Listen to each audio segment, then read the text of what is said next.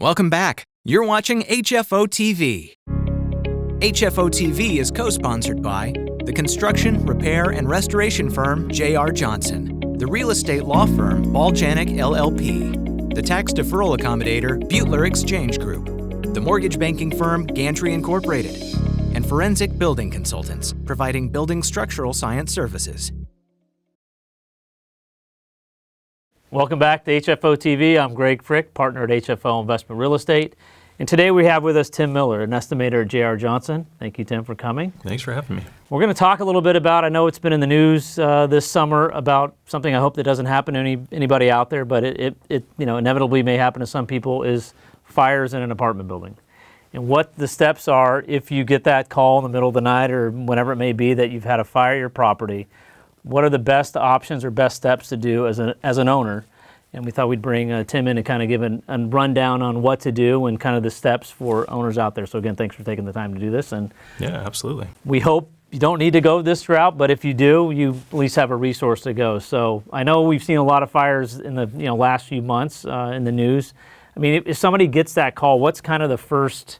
I mean, what's the recommendation? You guys have been heavily involved, and we've had J.R. Johnson with us many times talking about what they do in terms of building maintenance and kind of rebuilding and things like that. So maybe shine some light on what should an owner do when he gets that phone call that, hey, there's been a fire at your unit. What do I do? Yeah, absolutely. And that's one of the things, though, too, is the nice thing about J.R. Johnson is we are 24/7, right, 7 days a week. So you give us a call. Usually the first call would be to your fire department. Second call is going to be to your restoration contractor. Okay. So give us a call. We come out. The biggest thing is obviously life safety. Right. So life safety is number one. I kind of have 5 points. Life safety, temporary services. You're going to have your mitigation and remediation, your scope of work, and estimating approval, and then the last part's repairs. But that first call, that initial call, we dispatch somebody. They come out. A supervisor comes out right away. Okay. Make sure your fire sprinklers, if they were activated, that could be a whole lot of water damage. So you want to get that sprinkler head recharged and up and going, so that way you don't have to do fire watch with a security company. So that way the surrounding tenants are safe. Another thing too is the electrical safe off. So having an electrician come out. A lot of times the fire department will pull the meters. For the whole complex? Or for certain individual buildings themselves, and then so that's dead on power. So you don't have any, like those refrigerators and AC units and everything, there's no power at all. So that's one thing, though, too, is to do a good electrical safe off, and then that way you could get stuff turned back on immediately. Another thing, too, is just the structure itself. Just evaluating it, making sure people can walk around, that it's okay. We have structural engineers that do that, and then people on staff, too, that could take a look at that. Another thing, too, is securing the cause and origin unit. So it is a crime scene. Every fire is a little bit different. Right. So the one thing you want to do is make sure that whatever that cause and origin was, that it is secured so people can do their investigations, the fire investigator. So are you coordinating with the fire department when you guys come out, if they're still out there? Or is it kind of a... Initially, yeah. Normally they do their thing and they will release it. So a lot of times they'll make sure it's safe, and then they'll release it back. But they have their own investigator that kind of does the first initial investigation. Got it. And we get everything set up and kind of secured for him at that point and lock it up. Gotcha. So they can come, if they need to come back, whatever the case may be. Correct. Like the day later or something like that, too. So they make the call to you guys. You come out. You kind of assess where they are, making sure these, the life safety things are addressed.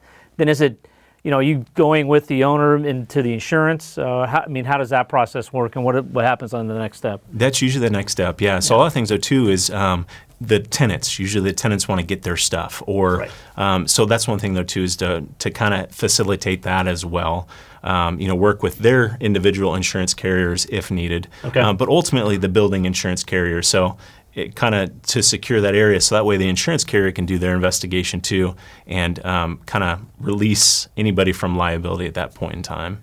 So what do you see? I mean, you guys have been doing this for a long time. Are there common mistakes or errors that an owner would make in that? Like, I'm just trying. They try to do some on their own. Do they not, bring you guys in too late? Kind of what, what are the pitfalls, I guess, from an owner, that dreaded day if that were to happen, that they should be looking for?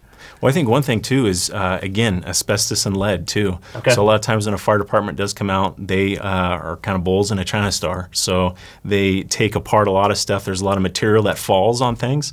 So sometimes you may let a tenant back into a unit before it has been tested, and it could have popcorn ceiling, and there may be asbestos fibrous on the materials, and then they're taking that stuff out. So that could create some issues for liability and stuff like that. So realistically, to have the testing done, water, defensive drying, getting equipment set up when we can, and then ultimately just securing the cause and origin, whether that be a temp fence area or doing a hasp lock on the door, really just making sure that's secured so that way no one can go, no tenants or anybody else can go back that area. in. Right, and possibly tamper with evidence. That doesn't normally happen, but there always is, somebody may want something and then it messes with that investigation ultimately. And if you've got, now you guys deal with the structure, and now who deals with the, existing tenants that no longer can go back in their unit for either fire damage or water damage?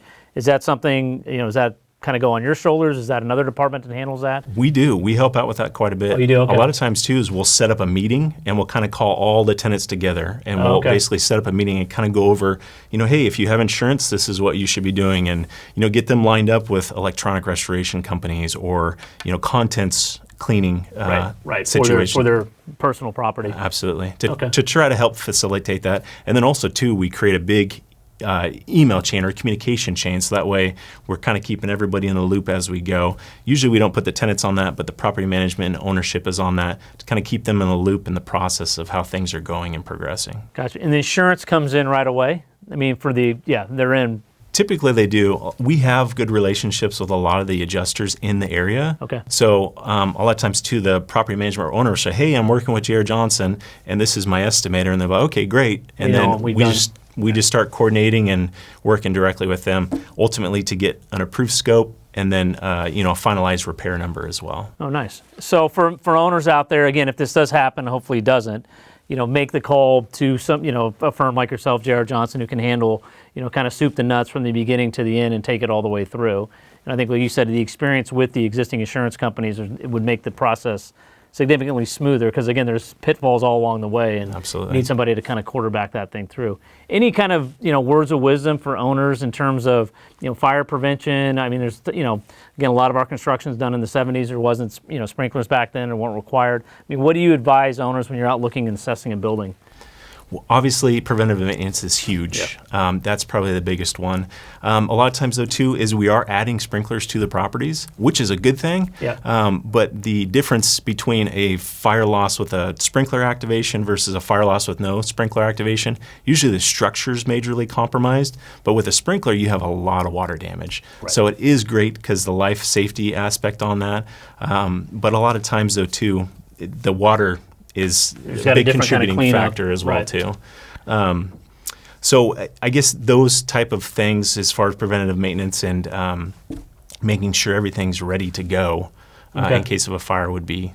And again, we've talked to you guys before about you being able to come out and do preventative maintenance or give assessments on buildings, in people's due diligence or when they're looking, or capital needs kind of projection, which we advise for a lot of our owners to look at that.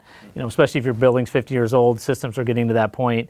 What are we doing with the electric? What are we doing with some of the major systems? And you guys are very good experts from taking it all the way down to the studs and all the way up. So absolutely. Well, thank you for taking the time to do this. Again, we hope people don't have to deal with this, but when they do, we know it's good to know that there's firms out there like J.R. Johnson that can help them navigate this tough time if that does happen. So we'll see you again on HFO-TV. Thank you. Our entire office specializes in multifamily real estate, making HFO the largest multifamily brokerage in the Pacific Northwest. Your success is our passion. Build your legacy with HFO. Call 503-241-5541 or visit our website at hfore.com for more information.